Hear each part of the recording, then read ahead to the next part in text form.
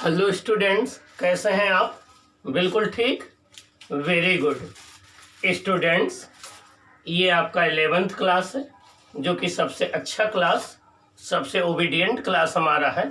और यही एक ऐसा क्लास है जहां आपको अपने को इतना स्ट्रांग कर लेना है कि आप 10+2 पहुंचते पहुंचते आप अपनी मंजिल को हासिल कर लें, आपको अपना गोल हासिल हो जाए, आपको अपना डेस्टिनेशन मिल जाए। और आपको जब अपनी मंजिल मिलेगी, आप अपने लक्ष्य को पा जाएंगे, तो हमें भी बड़ी प्रसन्नता होगी। I will become very glad. मैं भी बहुत प्राइड फील करूँगा, क्योंकि आप ही स्टूडेंट तो हमारी एनर्जी हैं। आप ही की वजह से तो मुझे एनर्जी मिलती है। आइए स्टूडेंट्स, इसके प्रीवियस क्लास में हम लोगों ने स्टार्टिंग किया था motion in a plane. Motion in a plane, जो कि हमारा चैप्टर 4 था। इसमें हम लोगों ने इंट्रोडक्शन किया था कि 2 डायमेंशनल मोशन क्या होती है, 1 डायमेंशनल मोशन क्या होती है, 3 डायमेंशनल मोशन क्या होती है, स्केलर्स क्या होते हैं, वेक्टर्स क्या होते हैं, और पोजीशन वेक्टर क्या है, डिस्प्लेसमेंट वेक्टर क्या है। ये डिफरेंट चीज़ें हम लोगों ने डिस्कस किया था। हमने आपको ये बताया था कि जब भी हमें 1 डायमेंशनल मोशन की स्टडी करना होता है, तो हमें स्केलर वेक्टर की कोई चिंता नहीं करनी होती है। अब कहोगे ऐसा क्यों सर? क्योंकि 1 डायमेंशनल मोशन में 2 ही डायरेक्शन होती हैं, एक पॉजिटिव, एक नेगेटिव।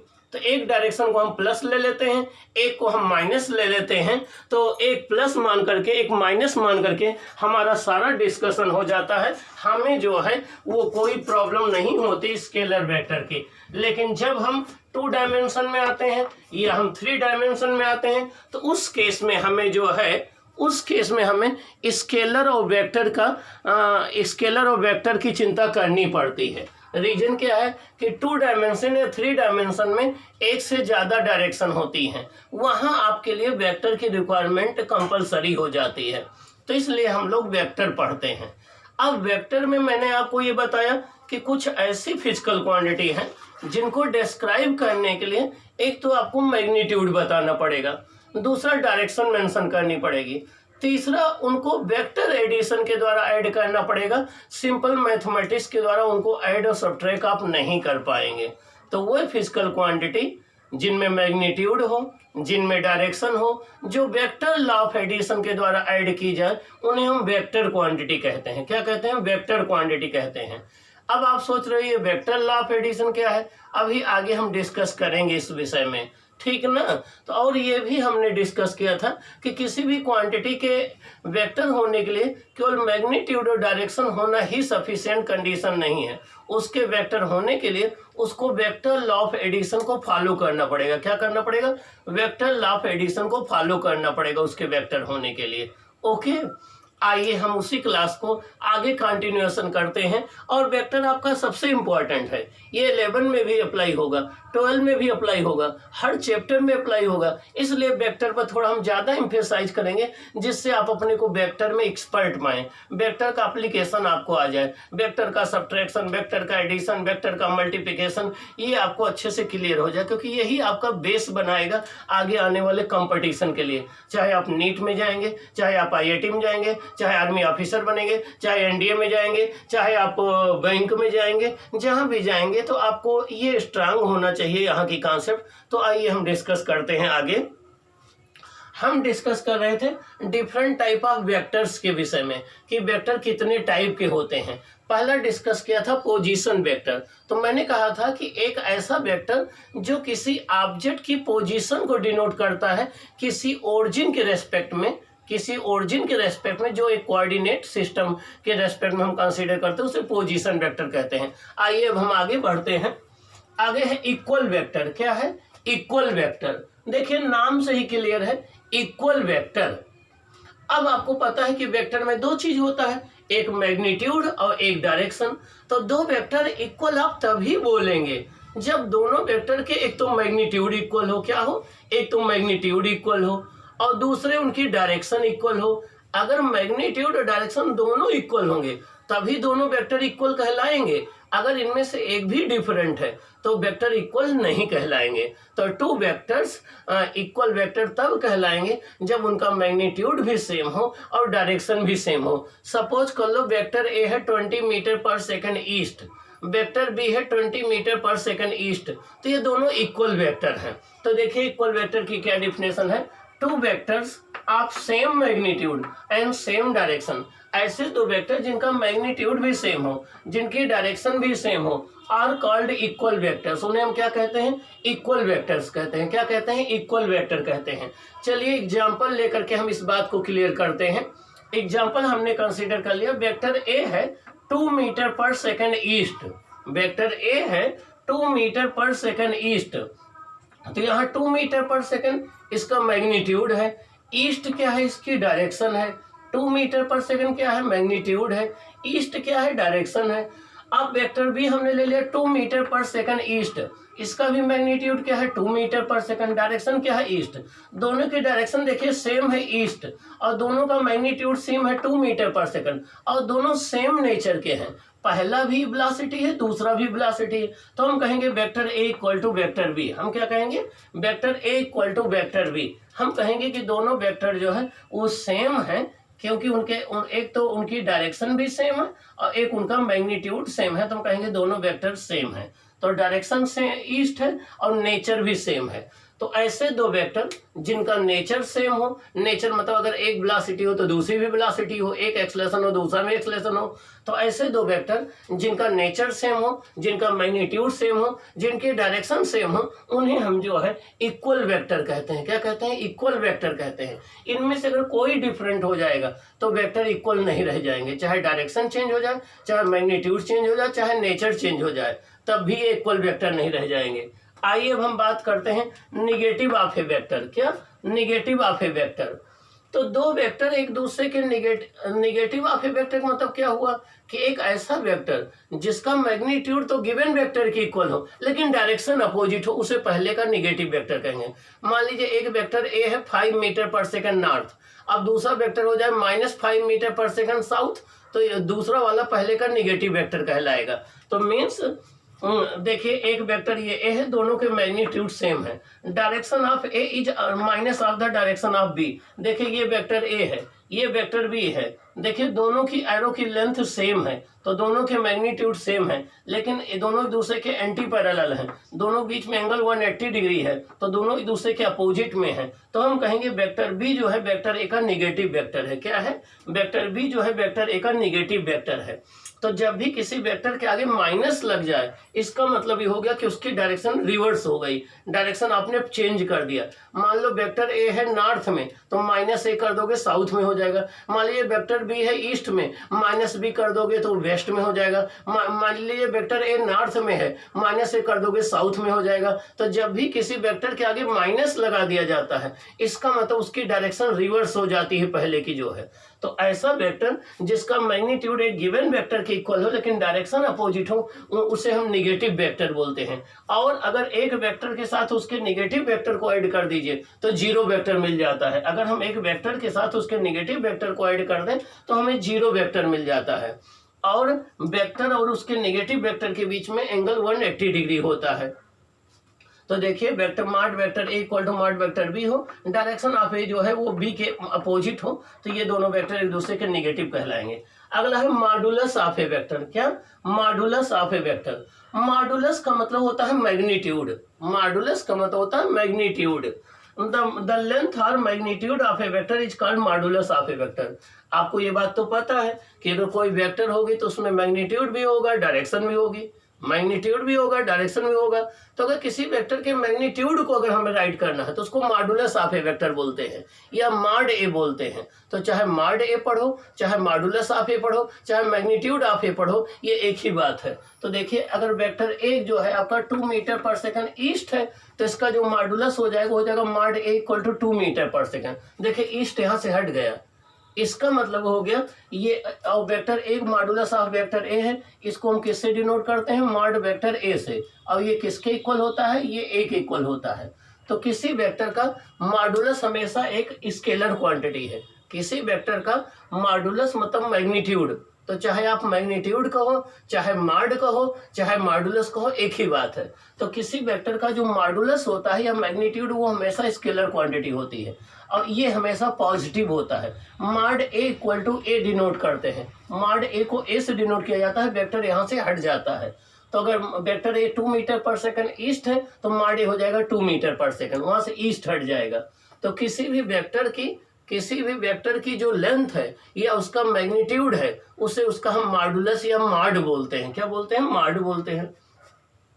अगला है यूनिट वेक्टर, इसको हम ए कैप से डिनोट करते हैं, ए कैप या ए हेड से डिनोट करते हैं। इसको ए कैप पढ़ा जाता है या ए हेड पढ़ा जाता है, ए कैप या ए हेड। अब यूनिट वेक्टर क्या है? हमने बताया कि देखिए वेक्टर में डायरेक्शन भी होती है, मैग्नीट्यूड भी होती है। अब क्वेश्चन ये उठता है कि किसी वेक्टर की डायरेक्शन को कैसे डिनोट करें। तो किसी वेक्टर की डायरेक्शन को डिनोट करने का दो तरीका है, या तो हम एंगल के द्वारा डिनोट करें, या तो हम नॉर्थ ईस्ट साउथ वेस्ट लिख करके डिनोट करें, और या तो हम जो है उसके यूनिट वेक्टर के द्वारा डिनोट करें। तो किसी भी वेक्टर की डायरेक्शन को उसका यूनिट वेक्टर रिप्रेजेंट करता है, किसी भी वेक्टर की डायरेक्शन को उसका यूनिट वेक्टर रिप्रेजेंट करता है। तो देखिए it is a vector of unit magnitude, ये एक ऐसा वेक्टर होता है जिसका मैग्नीट्यूड कितना होता है? यूनिट मतलब 1 होता है।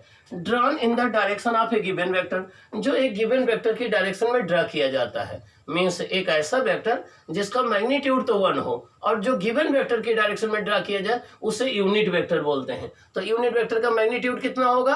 1। यूनिट वेक्टर केवल क्या डिनोट करता है? डायरेक्शन। और यूनिट वेक्टर की कोई यूनिट नहीं होती है, ये केवल डायरेक्शन को डिनोट करता है, इसके आगे कोई यूनिट नहीं लिखा जाता है। तो यूनिट वेक्टर का मैग्नीट्यूड 1 होता है, ये केवल डायरेक्शन को डिनोट करता है, इसकी कोई यूनिट नहीं होती है। और एक गिवन वेक्टर के लिए यूनिट वेक्टर यूनिक होता है, मतलब एक वेक्टर का एक ही यूनिट वेक्टर होता है, एक से ज्यादा नहीं हो सकते हैं। तो देखिए यूनिट वेक्टर निकालने का, it is denoted by A cap, इसको ए कैप या ए हेड पढ़ते हैं। तो देखिए कैसे रिप्रेजेंट करेंगे। ए कैप इक्वल टू होता है vector A upon mod A, A cap equal to होता है vector A upon mod A. तो वेक्टर ए इक्वल टू क्या हो जाएगा? Mod A into A cap. Vector A हो जाएगा mod A into A cap, ये हो जाएगा ए कैप। क्या हो जाएगा? A cap. तो किसी भी वेक्टर को राइट करने का सबसे अच्छा मेथड ये है, देखिए किसी भी वेक्टर को राइट करने का सबसे अच्छा मेथड है उसके मैग्नीट्यूड को उसके यूनिट वेक्टर से मल्टीप्लाई कर दो। किसी वेक्टर को राइट करने का सबसे अच्छा मेथड है उस वेक्टर के मैग्नीट्यूड को उसके यूनिट वेक्टर से मल्टीप्लाई कर दो, तो ये हो जाएगा ए कैप। और यूनिट वेक्टर का मैग्नीट्यूड कितना होता है? 1। इट डिनोट्स ओनली डायरेक्शन, ये डायरेक्शन को डिनोट करता है। आइए हम एग्जांपल लेके बात करते हैं।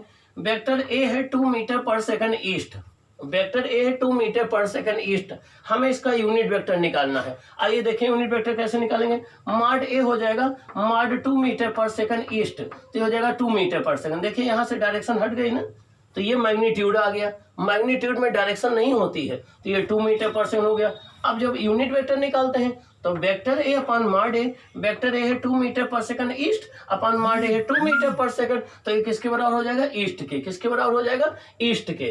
तो यूनिट वेक्टर ए कैप जो है वो ईस्ट के बराबर हो जाएगा। तो देखिए ये केवल डायरेक्शन को डिनोट कर रहा, यहाँ कोई यूनिट नहीं है, मीटर पर सेकंड न्यूटन कुछ भी नहीं है, तो ये क्या है? डायरेक्शन को डिनोट कर रहा है। तो unit vector, a vector having magnitude 1 and which denotes the direction of a given vector is called unit vector. Unit vector have no any unit.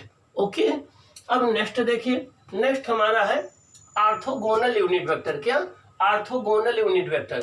इन्हें हम क्या बोलते हैं? ऑर्थोनॉर्मल यूनिट वेक्टर भी बोलते हैं। ऑर्थोगोनल यूनिट वेक्टर या इन्हें हम ऑर्थोनॉर्मल यूनिट वेक्टर भी कहते हैं। तो चाहे ऑर्थोनॉर्मल कहो चाहे ऑर्थोगोनल कहो, दोनों एक ही बात है। ऑर्थोगोनल का मतलब होता है परपेंडिकुलर, ऑर्थोनॉर्मल का मतलब होता है म्यूचुअली परपेंडिकुलर। तो जैसे हम एक वेक्टर ये ए ले लें, एक वेक्टर ये बी ले लें और एक वेक्टर ये सी ले लें और तीनों म्यूचुअली एक दूसरे के परपेंडिकुलर हो। देखिए ये दोनों एक परपेंडिकुलर हो गए, ये तीनों अगर एक दूसरे के परपेंडिकुलर हो, अगर ये तीनों वेक्टर एक दूसरे के परपेंडिकुलर हो तो इन्हें हम ऑर्थोगोनल वेक्टर कहते हैं। देखिए ये तीनों वेक्टर एक दूसरे के म्यूचुअली परपेंडिकुलर हैं, तो ये ऑर्थोगोनल वेक्टर कहलाएंगे, ये ऑर्थोनॉर्मल वेक्टर कहलाएंगे। तो ऐसे वेक्टर जो म्यूचुअली परपेंडिकुलर होते हैं एक दूसरे के, उन्हें ऑर्थोनॉर्मल वेक्टर कहते हैं। लेकिन यहाँ ऑर्थोगोनल यूनिट वेक्टर है, तो ऑर्थोगोनल यूनिट वेक्टर का मतलब हो गया कि ऐसे वेक्टर्स जिनका मैग्नीट्यूड तो 1 हो, लेकिन वो जो 3 म्यूचुअली परपेंडिकुलर एक्सिस होता है, एक एक्स एक्सिस के लंग हो, एक वाई एक्सिस के लंग हो, एक जेड एक्सिस के लंग हो,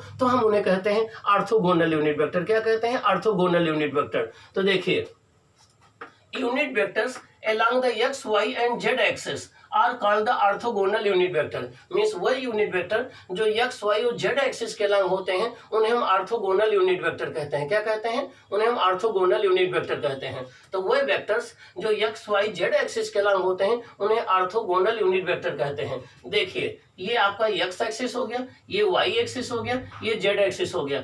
x एक्सिस का lung unit vector i cap हो गया, y एक्सिस का lung unit vector j cap हो गया, z एक्सिस का lung unit vector k cap हो गया। तो i cap, j cap, k cap ये आपके ऑर्थोगोनल यूनिट वेक्टर हो गए। क्या हो गए? ऑर्थोगोनल यूनिट वेक्टर हो गए। तो ऐसे वेक्टर जो x एक्सिस, y एक्सिस और z एक्सिस के लंग होते हैं जिनका मैग्नीट्यूड 1 होता है उन्हें ऑर्थोगोनल यूनिट वेक्टर या बेस वेक्टर या हम ऑर्थोनॉर्मल यूनिट वेक्टर कहते हैं। तो चाहे आपसे ऑर्थोनॉर्मल यूनिट वेक्टर कहा जाए, चाहे ऑर्थोगोनल यूनिट वेक्टर कहा जाए, चाहे बेस वेक्टर कहा जाए, एक ही बात है। ओके, एक्स एक्सिस का लंग क्या लेंगे? प्लस आई कैप। माइनस एक्स एक्सिस का लंग क्या लेंगे? Minus I cap. देखिए, एक्स एक्सिस के लंग आप जो है प्लस आई कैप लेंगे, एक्स एक्सिस के लंग प्लस आई cap.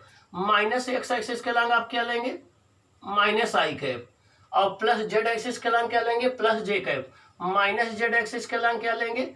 Minus J cap. Plus Z axis के लंग क्या लेंगे? Plus K cap. Minus Z axis के लंग क्या लेंगे? Minus K cap. तो आपका पॉजिटिव एक्स एक्सिस के लंग प्लस आई कैप, निगेटिव एक्स एक्सिस के लंग माइनस आई कैप, और पॉजिटिव जेड एक्सिस के along plus J cap, negative positive Y axis के along plus J cap, negative Y axis के along minus J cap, positive Z axis के lung के cap और negative Z axis के along minus K cap. तो ये आपको ये डायरेक्शन याद रखनी है, ये आपको बार बार काम आएंगी। आई कैप, जे कैप, के कैप, और ये सब यूनिट वेक्टर हैं तो इनके मैग्नीट्यूड कितना होंगे? Mod I cap equal to mod J cap equal to mod K cap equal to 1 हो जाएगा। Mod I cap equal to mod J cap equal to mod K cap equal to 1 हो जाएगा। I cap is perpendicular to J cap is perpendicular to K cap. ये तीनों एक दूसरे के mutually perpendicular होते हैं। All are mutually perpendicular to each other. सब एक दूसरे के क्या होते हैं? म्यूचुअली परपेंडिकुलर होते हैं। क्या होते हैं? एक दूसरे के म्यूचुअली परपेंडिकुलर होते हैं। तो आपको ये बात याद रखनी है, इसका हम बार बार न्यूमेरिकल में यूज करेंगे। क्या याद रखना है? आपको ये बात याद रखनी है, इसका हम बार बार न्यूमेरिकल में यूज करेंगे। देखिए, बार बार आपको याद रखनी है, इसको हम बार बार न्यूमेरिकल में यूज करेंगे। क्या? देखिए, ये हो गया आपका, ये ओरिजिन हो गया, ये आपका प्लस एक्स एक्सिस हो गया, ये आपका माइनस एक्स एक्सिस हो गया। अब जब भी आपको प्लस एक्स एक्सिस शो करना होगा तो प्लस एक्स एक्सिस को शो करने का सबसे बेस्ट मेथड ये है कि आप आई कैप लिख दीजिए। तो आपका प्लस आई कैप लिख दीजिए। अब अगर हम आपसे कहें कि 2 मीटर पर सेकेंड, 2 मीटर पर सेकेंड एक्स एक्सिस के लंग है, क्या एक्स एक्सिस के लंग है, तो इसको आप राइट कर दीजिए 2 मीटर पर सेकेंड आई कैप। ये आपका जो है वेक्टर वी हो गया, ये वेक्टर आपका वी हो गया। हम आपसे कहें कि ये पहला एग्जांपल दिया, हम आपसे कहें कि 2 मीटर पर सेकेंड, हम कहते हैं 2 मीटर पर सेकेंड नेगेटिव एक्स एक्सिस के लंग है, तो आप इसको क्या राइट करेंगे? आप इसको राइट कर देंगे vector v equal to 2 metre पर सेकेंड, और नेगेटिव एक्स एक्सिस है तो क्या कंसीडर करेंगे आप? माइनस आई कैप करेंगे। क्या करेंगे? Minus I cap. ये राइट कर देंगे। तो जब भी आपसे कहा जाए कि कोई quantity, physical quantity positive X axis के लंग है तो उसके आगे आई कैप लगा दीजिए। आपसे कहा जाए नेगेटिव एक्स एक्सिस के लंग है, उसके आगे माइनस आई कैप लगा दीजिए, तो ये वेक्टर में कन्वर्ट हो जाएगी, आप राइट कर लेंगे। ठीक ना? ये तो रहा आपका एक्स एक्सिस के लिए। ऐसे अगर आपको वाई एक्सिस के लिए बोला जाए, आपसे कहा जाए कि कोई physical quantity positive Y axis के लंग है तो क्या राइट करेंगे? देखिए स्टूडेंट्स, अगर आपसे कहा जाए, ये देखिए, ये आपका ओरिजिन हो गया, ऊपर ही हो गया पॉजिटिव वाई एक्सिस और नीचे हो गया आपका नेगेटिव वाई एक्सिस। अब आपसे कहा जाए कि कोई एक वेलोसिटी पॉजिटिव वाई एक्सिस के लंग है, आपसे कहा जाए कि ये 2 मीटर पर सेकंड जो है वो पॉजिटिव वाई एक्सिस के लंग है, तो इसको क्या राइट करेंगे? बोलिए बच्चों, इसको क्या राइट करेंगे? 2 मीटर पर second J cap. Very good, brilliant student. अगर आपसे कहा जाए 2 मीटर पर सेकंड माइनस वाई एक्सिस के लॉन्ग है तो क्या लिखेंगे, तो फिर उसे लिखेंगे 2 मीटर पर सेकंड। अगर माइनस वाई एक्सिस बोला जाए तो माइनस जे कैप लिखेंगे, क्या लिखेंगे, माइनस जे कैप लिखेंगे। तो जब भी आपसे कहा जाए कि पॉजिटिव वाई एक्सिस के लॉन्ग 2 मीटर पर सेकंड, तो उसको आप लिखेंगे 2 मीटर पर सेकंड जे कैप। आपसे कहा जाए निगेटिव वाई एक्सिस के लॉन्ग है तो 2 मीटर पर सेकंड माइनस जे कैप लिखेंगे। ये तो पॉजिटिव एक्स एक्सिस हो गया, ये निगेटिव एक्स एक्सिस हो गया। अगर आपसे कहा जाए कि जेड एक्सिस के लॉन्ग है तो जेड एक्सिस के लॉन्ग देखिए कैसे शो करेंगे। आपसे कहा जाए कि कोई क्वांटिटी जो है वो पॉजिटिव जेड एक्सिस के लॉन्ग है तो फिर कैसे राइट करेंगे, देखिए अगर पॉजिटिव जेड एक्सिस के लॉन्ग आपसे बोला जाएगा तब कैसे राइट करेंगे। आपसे कहा जाए कि 2 मीटर पर सेकंड, 2 मीटर पर सेकंड पॉजिटिव जेड एक्सिस के लॉन्ग है। अब इसको आपको वेक्टर फॉर्म में लिखना है तो इसको आप राइट करेंगे vector v equal to 2 metre पर सेकंड और प्लस जेड एक्सिस में क्या कंसीडर करते हैं हम लोग, प्लस जेड एक्सिस में हम लोग के कैप कंसीडर करते हैं। क्या कंसीडर करते हैं, के कैप कंसीडर करते हैं। तो ये आपका हो जाएगा के कैप, क्या हो जाएगा, के कैप। अगर आपसे कहा जाए 2 मीटर पर सेकंड निगेटिव जेड एक्सिस के लॉन्ग है तो क्या करेंगे, देखिए आपसे कहा जाए 2 मीटर पर सेकंड निगेटिव जेड एक्सिस के लॉन्ग है तो आप इसको क्या राइट करेंगे, इसको आप राइट करेंगे 2 मीटर पर सेकेंड और निगेटिव जेड एक्सिस में माइनस के कैप होता है तो आपका माइनस के कैप हो जाएगा। तो पॉजिटिव जेड एक्सिस में plus K cap, negative Z axis में माइनस के कैप। तो जब भी आपको ये यूनिट वेक्टर दिए जाए तो आप x axis, y axis, z axis के लॉन्ग आप राइट कर सकते हैं। इनको आपको याद रखना है, ठीक है ना, क्या करना है, याद रखना है। तो पॉजिटिव देखिए एक्स एक्सिस में राइट करना होगा तो इधर के लिए प्लस आई कैप, इधर के लिए माइनस आई कैप। आपको वाई एक्सिस के लॉन्ग राइट करना होगा तो अपवर्ड के लिए देखिए ऊपर के लिए प्लस आई कैप और नीचे के लिए माइनस आई कैप, ऐसे राइट करेंगे। जब भी आपको जेड एक्सिस के लॉन्ग राइट करना होगा तो आप ये ध्यान रखेंगे, इस तरीके से राइट करेंगे। ओके, एक बात यही और मैं आपको बता दूं, अगर आपसे कहा जाए देखिए ये आपका ये ईस्ट है, ये आपका वेस्ट है, ये नॉर्थ है, ये साउथ है, ये ईस्ट है, ये वेस्ट है, ये नॉर्थ है, ये साउथ है। अगर इसको हम डायरेक्शन के द्वारा रिप्रेजेंट करें तो देखिए क्या होगा, ये डायरेक्शन के द्वारा रिप्रेजेंट करें, ये ओरिजिन है तो ये आपका हो जाएगा प्लस एक्स एक्सिस, ये हो जाएगा माइनस एक्स एक्सिस, ये हो जाएगा प्लस वाई एक्सिस, ये हो जाएगा माइनस वाई एक्सिस। देखिए ये हो जाएगा प्लस एक्स एक्सिस, ये हो जाएगा माइनस एक्स एक्सिस, ये हो जाएगा प्लस वाई एक्सिस, ये हो जाएगा माइनस वाई एक्सिस। अब अगर आपको ईस्ट डायरेक्शन में लिखना है, सपोज कर लो आपको दे दिया जाए 2 मीटर पर सेकेंड, आपको कहा जाए 2 मीटर पर सेकेंड ईस्ट में, तो देखिए कैसे राइट करेंगे। इसको आप राइट करेंगे v इक्वल टू 2 मीटर पर सेकेंड और ईस्ट डायरेक्शन क्या मानी जाती है, पॉजिटिव एक्स एक्सिस, तो हो जाएगा आई कैप। क्या हो जाएगा, आई कैप हो जाएगा। क्या हो जाएगा, आई कैप हो जाएगा। तो यहाँ पर ईस्ट को क्या माना जाता है, पॉजिटिव एक्स एक्सिस, और पॉजिटिव एक्स एक्सिस में क्या लेते हैं, आई कैप, तो हो जाएगा 2 मीटर पर सेकंड आई कैप। आपसे कहा जाए कि 2 मीटर पर सेकंड वेस्ट में है, आपसे कहा जाए 2 मीटर पर सेकंड वेस्ट में है।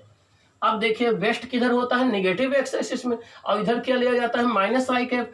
तब आप क्या इसे लिखेंगे, इसे आप लिखेंगे 2 मीटर पर सेकंड माइनस आई कैप लिखेंगे। क्या लिखेंगे, माइनस आई कैप लिखेंगे। क्या लिखेंगे, माइनस आई कैप लिखेंगे। तो आपका 2 मीटर पर सेकंड वेस्ट में कहा जाए तो आप माइनस आई कैप लिखेंगे। अब आप याद रखेंगे, ईस्ट में प्लस आई कैप, वेस्ट में माइनस आई कैप, नॉर्थ में प्लस जे कैप और साउथ में माइनस जे कैप। तो इसको मैं एक जगह राइट कर दे रहा हूं, देखिए आपको लर्न रखना है। देखिए मैं आपको राइट कर दे रहा हूं, इसको आपको लर्न रखना है और न्यूमेरिकल में ये बार बार यूज होगा, इसलिए हमारे सभी ब्रिलियंट स्टूडेंट इसको लर्न रखेंगे। East, west, north, south. तो ईस्ट में आप प्लस आई कैप राइट करेंगे, वेस्ट में आप माइनस आई कैप राइट करेंगे और नॉर्थ में आप प्लस जे कैप राइट करेंगे, साउथ में आप माइनस जे कैप राइट करेंगे। और जब भी कहा जाए वर्टिकली अपवर्ड तो पॉजिटिव जेड एक्सिस होता है, जब भी कहा जाए वर्टिकली डाउनवर्ड तो देखिए एक तो ये लर्न रखना है और दूसरे अगर आपसे कहा जाए वर्टिकली अपवर्ड तो ये होता है प्लस जेड एक्सिस। तो यहाँ के कैप राइट करेंगे। आपसे कहा जाए वर्टिकली डाउनवर्ड, तो वर्टिकली डाउनवर्ड जो है नेगेटिव जेड एक्सिस होता है, तो इसको आप राइट करेंगे माइनस के कैप। क्या करेंगे? Minus K cap. तो अब आप फ्यूचर में ये भूलेंगे नहीं। हमारे साथ बोलिए सभी बच्चों, ईस्ट को क्या मानते हैं? Positive X axis. East direction में क्या लिखेंगे? प्लस आई कैप। वेस्ट में क्या राइट करेंगे? Minus I cap. नॉर्थ में क्या राइट करेंगे? Plus J cap. साउथ में क्या राइट करेंगे? Minus J cap. और वर्टिकली अपवर्ड में क्या राइट करेंगे? Plus K cap. Vertically downward में क्या राइट करेंगे? Minus K cap. तो आपसे कहा जाए कि कोई बॉडी वर्टिकली अपवर्ड जा रही है, इसका तो वो प्लस जे कैप है। आपसे कहा जाए वर्टिकली डाउनवर्ड जा रही है, इसका तो माइनस के कैप है। वर्टिकली अपवर्ड मतलब plus K cap, vertically downward मतलब माइनस के कैप है। आइए हम इसके आगे देखते हैं। तो ये रहा ऑर्थोगोनल यूनिट वेक्टर। अगला होता है फिक्स्ड वेक्टर या लोकेलाइज्ड वेक्टर। क्या? फिक्स्ड वेक्टर या लोकेलाइज्ड वेक्टर। ये फिक्स्ड वेक्टर या लोकेलाइज्ड वेक्टर क्या होता है? एक ऐसा वेक्टर जिसका पॉइंट ऑफ एप्लीकेशन फिक्स हो, एक ऐसा वेक्टर जिसका पॉइंट ऑफ एप्लीकेशन फिक्स हो या उसका इनिशियल पॉइंट फिक्स हो, उसको शिफ्ट ना किया जा सके, उसे हम लोकेलाइज्ड वेक्टर कहते हैं या फिक्स्ड वेक्टर कहते हैं। देखिए, a vector whose initial point or point of application is fixed is called fixed vector or localized vector। Means एक ऐसा वेक्टर जिसका पॉइंट ऑफ एप्लीकेशन फिक्स्ड हो या जिसका इनिशियल पॉइंट फिक्स हो, उसे हम क्या कहते हैं? लोकेलाइज्ड वेक्टर या हम उसे फिक्स्ड वेक्टर कहते हैं। एग्जांपल क्या है? Position vector of A particle is fixed vector. किसी पार्टिकल की जो पोजीशन होती है वो फिक्स होती है, उसको आप शिफ्ट नहीं कर सकते हैं। तो किसी भी पार्टिकल की पोजीशन फिक्स होती है, तो पोजीशन वेक्टर क्या है? एक फिक्स्ड वेक्टर या लोकेलाइज्ड वेक्टर है। क्या है? फिक्स्ड वेक्टर या लोकेलाइज्ड वेक्टर है। तो सुन लीजिए, एक ऐसा वेक्टर जिसका इनिशियल पॉइंट या पॉइंट ऑफ एप्लीकेशन फिक्स्ड हो, उसको हम चेंज ना कर सकें, उसे हम फिक्स्ड वेक्टर या लोकेलाइज्ड वेक्टर कहते हैं। क्या कहते हैं? फिक्स्ड वेक्टर या लोकेलाइज्ड वेक्टर कहते हैं। एग्जांपल क्या हो गया? Position vector. एग्जांपल क्या हो गया? Position vector. क्या हो गया? Position vector. ओके, तो पोजीशन वेक्टर एक फिक्स्ड वेक्टर या लोकेलाइज्ड वेक्टर होता है। क्या होता है? लोकेलाइज्ड वेक्टर होता है। ओके, अब इसके बाद कुछ और वेक्टर्स हैं, उनका डिस्कस हम लोग करेंगे। फिक्स्ड वेक्टर के बाद एक होता है फ्री वेक्टर। क्या होता है? Free vector. तो एक ऐसा वेक्टर जिसका इनिशियल पॉइंट फिक्स्ड नहीं होता है या पॉइंट ऑफ एप्लीकेशन फिक्स नहीं होता है, उसको कहीं भी हम शिफ्ट कर सकते हैं, वो फ्री वेक्टर कहलाता है। वो क्या कहलाता है? फ्री वेक्टर कहलाता है। तो एक ऐसा वेक्टर जिसका जो है पॉइंट ऑफ एप्लीकेशन फिक्स नहीं होता है, उसे हम फ्री वेक्टर कहते हैं। जैसे वेलोसिटी वेक्टर एक फ्री वेक्टर है। मान लीजिए इस पॉइंट पर आपने वेलोसिटी यहाँ से स्टार्ट किया है 2 मीटर पर सेकंड, इसको शिफ्ट करके यहाँ से स्टार्ट कर दो 2 मीटर पर सेकंड, कोई इफेक्ट नहीं पड़ेगा।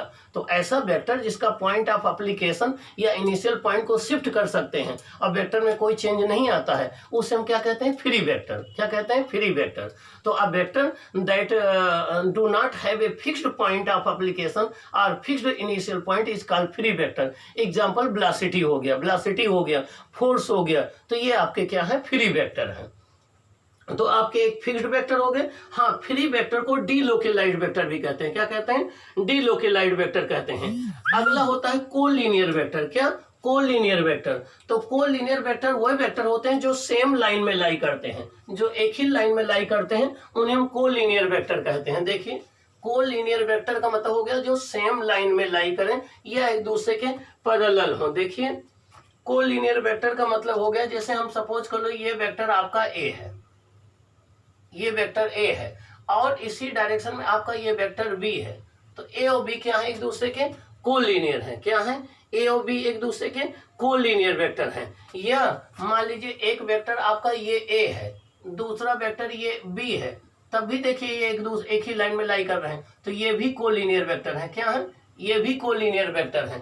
तो ऐसे वेक्टर जो सेम लाइन में लाई करते हैं उन्हें हम कोलिनियर वेक्टर कहते हैं। क्या कहते हैं? कोलिनियर वेक्टर कहते हैं। मान लीजिए एक वेक्टर ये ए हो गया और दूसरा वेक्टर ये बी हो गया। अब देखिए ये एक दूसरे के पैरेलल हैं, ठीक है ना? ये एक दूसरे के पैरेलल हैं। तो ये एक दूसरे के पैरेलल हैं, ये एक दूसरे के एंटी पैरेलल हैं। तो ये कहलाते हैं लाइक वेक्टर, ये कहलाते हैं अनलाइक वेक्टर। क्या कहलाते हैं? Unlike vector. तो अगर एक दूसरे के एंटी पैरेलल हैं तो वो कहलाएंगे अनलाइक वेक्टर। अगर एक दूसरे के पैरेलल हैं सेम डायरेक्शन में तो कहलाएंगे लाइक वेक्टर। इनके बीच में एंगल 0 डिग्री होगा, इनके बीच में एंगल 180 डिग्री होगा, इनके मैग्नीट्यूड सेम भी हो सकते हैं, डिफरेंट भी हो सकते हैं। तो ऐसे वेक्टर जो सेम लाइन के लंग लाई करते हैं उन्हें हम बोलते हैं कोलिनियर वेक्टर। अब दो कोलिनियर के बीच में वेक्टर में एंगल या तो 0 डिग्री होगा, अगर पैरेलल होंगे तो 0 डिग्री होगा, एंटी पैरेलल होंगे कितना होगा 180 डिग्री होगा। तो टू कोलिनियर वेक्टर्स के बीच में एंगल जो है 0 डिग्री हो सकता है या 180 डिग्री हो सकता है। नेक्स्ट होता है कोप्लेनर वेक्टर। क्या? Coplanar vector. अब ये कोप्लेनर वेक्टर क्या होता है? को का मतलब होता है सेम, प्लेनर का मतलब होता है प्लेन में। तो कोप्लेनर वेक्टर क्या होता है? कोप्लेनर वेक्टर वह वेक्टर होते हैं जो सेम प्लेन में लाई करते हैं। कोप्लेनर वेक्टर, तो कोप्लेनर वेक्टर वह वेक्टर होते हैं जो सेम प्लेन में लाई करते हैं। चलो हम डायग्राम के थ्रू आपको बताते हैं। सपोज कर लीजिए ये कोई आपका प्लेन है, देखिए ये आपका कोई एक प्लेन है P Q R S, और देखिए एक वेक्टर यहाँ पर ए है, ये देखिए इसी प्लेन में लाई कर रहा है। एक वेक्टर ये आपका बी है, ये इसी प्लेन में लाई कर रहा है, ठीक ना। और एक वेक्टर ये देखिए सी है, ये इसी प्लेन में लाई कर रहा है। तो ये तीनों वेक्टर कोप्लेनर है। क्या है? कोप्लेनर है, क्योंकि इसी प्लेन में लाई कर रहे हैं। लेकिन अगर आपने एक वेक्टर डी ले लिया, मान लो एक वेक्टर ये डी ले लिया, आपने एक वेक्टर ये डी लिया जो इस प्लेन के परपेंडिकुलर है ये, तो अब ये वेक्टर इस प्लेन में नहीं लाई करेगा, तो ये कोप्लेनर वेक्टर नहीं है। तो ऐसे वेक्टर्स जो सेम प्लेन में लाई करते हैं उन्हें कोप्लेनर वेक्टर कहते हैं। आप ऐसे समझ लो, सपोज कर लीजिए ये कोई प्लेन है, ये कोई प्लेन है। देखिए अब हमने एक वेक्टर ये ए ले लिया, एक वेक्टर ये बी ले लिया, तो देखिए ये दोनों वेक्टर कोप्लेनर वेक्टर हैं, इसी प्लेन में लाई कर रहे हैं ना बुक के प्लेन में। लेकिन अगर थर्ड वेक्टर हम ये ले लें तो अब ये कोप्लेनर नहीं है, ये दूसरे प्लेन में लाई करेगा। ये दोनों तो सेम प्लेन में लाई करेंगे, लेकिन ये सेम प्लेन में नहीं लाई करेगा। तो आपके ऐसे वेक्टर जो सेम प्लेन में लाई करते हैं उन्हें हम कोप्लेनर वेक्टर कहते हैं। ऐसे वेक्टर जो सेम प्लेन में लाई करते हैं उन्हें हम कोप्लेनर वेक्टर कहते हैं। और अगर 3 म्यूचुअली परपेंडिकुलर वेक्टर है तो वो कोप्लेनर नहीं होंगे। 3 म्यूचुअली, देखिए आपका एक वेक्टर ये हो गया, एक वेक्टर ये हो गया, एक वेक्टर ये हो गया। अब ये 3 म्यूचुअली परपेंडिकुलर वेक्टर हैं तो ये सेम प्लेन में नहीं होंगे। देखिए यहाँ पर ये दोनों तो एक ही प्लेन में हो जाएंगे, लेकिन ये सेम प्लेन में नहीं लाई करेगा, डिफरेंट प्लेन में लाई करेगा। तो 3 म्यूचुअली जो परपेंडिकुलर वेक्टर होते हैं वो कभी भी कोप्लेनर नहीं होते हैं। 3 म्यूचुअली परपेंडिकुलर वेक्टर कभी कोप्लेनर नहीं होते हैं। हाँ, इसको हटा दीजिए, अब 2 वेक्टर बचेंगे, ये कोप्लेनर होंगे। 2 vectors are always coplanar. 2 vectors are always coplanar. अगर 2 वेक्टर्स दिए गए हैं तो वो हमेशा कोप्लेनर होते हैं। लेकिन 3 वेक्टर्स दिए गए हैं तो वो कोप्लेनर हो भी सकते हैं, नहीं भी हो सकते हैं। वो डिपेंड करेगा कि क्या वो सेम प्लेन में लाई कर रहे हैं या नहीं लाई कर रहे हैं। अगर सेम प्लेन में लाई कर रहे हैं तो कोप्लेनर वेक्टर होंगे, डिफरेंट प्लेन में लाई कर रहे हैं तो नॉन कोप्लेनर वेक्टर होंगे। अगला को इनिशियल वेक्टर क्या होते हैं?